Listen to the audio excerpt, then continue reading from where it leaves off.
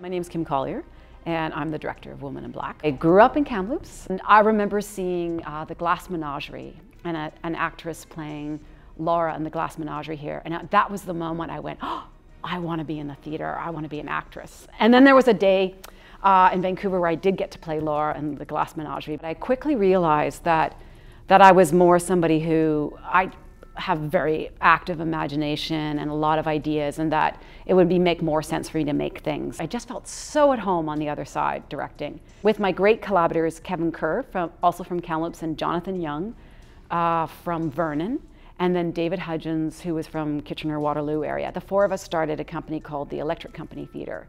And we just had an amazing run together, creating and producing original works of theatre that toured Canada and abroad.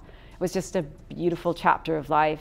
I've been interested in beauty, great acts of beauty and beauty emanating from the stage, but I've also been interested in violence, like the dynamics between that and all the questions about who we are that reside within that. This is a great script, and it's been revealing itself, you know, day by day. There are no openings. Yes, but I am offering an opening, albeit temporary. You'll find no one suitable! So it's an amazing ghost story. It's really well honed. It builds beautifully. It has excellent surprises and reveals and reversals. So it's going to be a delightful kind of Halloween-y October Western Canada theatre, like spooky night.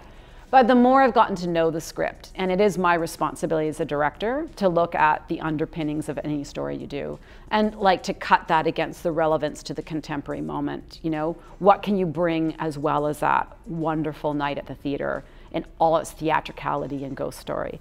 And so what I've been kind of keying into in this is the feeling of looking at the woman in black ghost, trying to understand where she came from and what happened to her. And what I see in the script and what the original author has given us is a real failure of society around her to protect her. And I don't want to talk specifically about what happened to her because that will give away things, but it seems to me that when we look at our villains or our anti-heroes or the antagonists in stories, there's always something under it that drives them. And we can often look for those darker forces of why our human structures, our societal structures, or our faith structures have been weakened or failed people that bring them to that place. When you can't find justice, and when you push against the forms around you and you can't find justice, sometimes you enact that justice yourself and it turns into vengeance. Obviously not a great solution. I also love the role of story in this piece and how story works and how story, when we come to the theater, we know that theater is a beautiful place to kind of reckon with our lives and to understand ourselves better, or to take something that's confusing inside ourselves and in some way in the theater we can sort it out.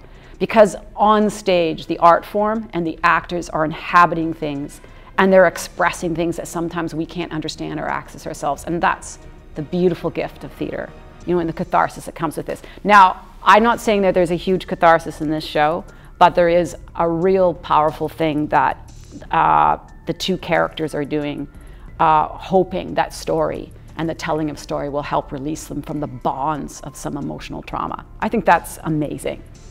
What a thrill to have your artistic director, James MacDONALD, in this show. And he's beautiful. He's a very warm actor. He's very truthful. He's got incredible depth. And he's got a great challenge in the show because he's going to play all the multiple characters. And so that's super fun. And we all love watching an actor on stage move between characters. It's almost like magical. Incredible Canadian actor who we're very lucky to have in Kamloops, Charlie Gallant. And he's got a different role than James in the production. So while James's character brings the story and then inhabits all the characters of it, it's a reversal that Charlie's character ends up being James. So there's this beautiful coming together that they are inhabiting the same psychological and emotional space.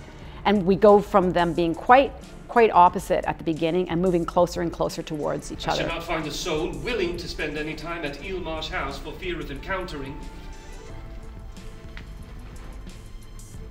what I have already encountered. I'm Kim Collier. Please do come see Woman in Black at the Sagebrush Theatre from October 10th to 20th.